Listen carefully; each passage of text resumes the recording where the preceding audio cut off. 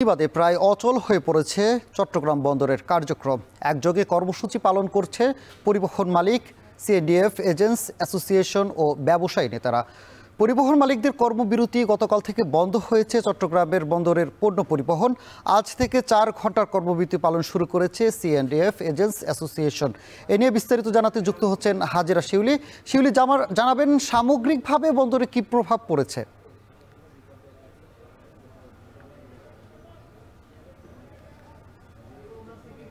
সানি, সামগ্রিক প্রভাব বলতে কিন্তু এর প্রভাব ব্যাপক। যেহেতু পণ্য ডেলিভারি পুরোপুরি বন্ধ রয়েছে, তাই শিল্পের কাঁচামালও খালাস হচ্ছে না এবং রফতানি পণ্য কিন্তু শিপমেন্ট ব্যাহত হচ্ছে। যেহেতু ডিপোগুলো থেকে কোনো রফতানি পণ্য চট্টগ্রাম বন্দরে যেতে পারছে না এই পরিবহন ধর্মঘটের কারণে।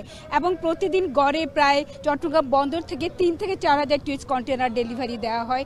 এর বাইরেও কার্গো পণ্য ডেলিভারি হয় এবং রফতানি পণ্য শিপমেন্ট হয় প্রায় 2,500 টুইস কন্টেইনার। এবং এক্ষেত্রে একটি বিষয় বলে রাখি যে বিশেষ করে আমাদের রফতানিমুখী তৈরি পোশাক শিল্পের ক্ষেত্রে কিন্তু একটু লিড টাইম বা নির্দিষ্ট সময় থাকে এবং যে সময়ের মধ্যে তাদেরকে রফতানিকারকের আদেশ অনুযায়ী পণ্যগুলো পাঠাতে হয়। কিন্তু সেই সময় যদি তারা পণ্য পাঠাতে না পারেন, সেক্ষেত্রে তাদেরকে অনেক সময় ক্রেতারা ডিসকাউন্ট বা পণ্যের বা পোশাকের দাম কমানোর তারা নির্দেশ দিয়ে থাকেন।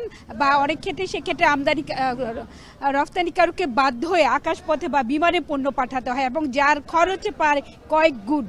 এবং এই বন্দরে যে কার্যক্রম বন্ধ থাকার কারণে কিন্তু মার্চেন্ট শ্রমিক ইউনিয়ন বা পণ্য ওঠানা বা খালাসের কাজে যেসব শ্রমিকরা নিয়োজিত আছে তারাও কিন্তু অনেকটা বেকার হয়ে আছে এবং তারা 2 দিন ধরে বা 2 দিন ধরে তাহলে তারা কিন্তু কোনো কাজ না থাকার কারণে তাদের বা কোনো আয়ও নেই এবং সেটা নিয়ে তারা একটু দুশ্চিন্তায় আছে। এর বাইরে পরিবহন শ্রমিকরাও কিন্তু অনেকটা বেকার অবস্থায় আছে এবং যেহেতু গাড়ি না চললে কিন্তু তাদের আয় আসে না। তো এক্ষেত্রে আসলে চট্টগ্রাম বন্দর কর্তৃপক্ষ গত 14ই সেপ্টেম্বর যে মাসুল বাড়িয়েছে 52টি সেবার বিপরীতে গড় 41%, সেই সাথে 14 অক্টোবর রাত থেকে চট্টগ্রাম বন্দরে প্রবেশের ফি এবং যানবাহন প্রবেশের ফি বাড়িয়ে প্রায় 4 গুণ করা হয় এবং পরিবহন মালিক এবং শ্রমিকরা বলছে এটা অযৌক্তিক, অগ্রহণযোগ্য এবং বন্দর একটি সেবামূলক প্রতিষ্ঠান হিসাবে কোনোভাবেই কোনো বিনা নোটিশে কোনো পক্ষে কারোর সাথে বা বন্দর ব্যবহারকারীদের সাথে আলোচনা ছাড়া এই ধরনের মাসুল তারা এভাবে বাড়াতে পারে না।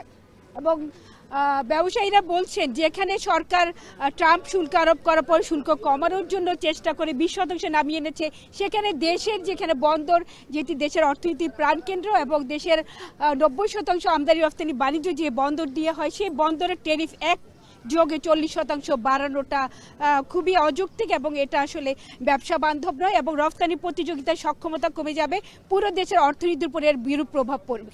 তাই তারা 1 সপ্তাহের জন্য সময় বেঁধে দিয়েছেন বন্দর কর্তৃপক্ষ এবং সরকারকে, না হলে তারা কঠোর কর্মসূচিতে যাবেন বলে গতকাল তারা ঘোষণা দিয়েছেন পোর্ট ইউজার ফোরামের পক্ষ থেকে। তো এই ছিল আমার কাছে এখনকার মতো চট্টগ্রাম বন্দরে পরিবহন ধর্মঘট সহ কার্যক্রম বন্ধের সবশেষ।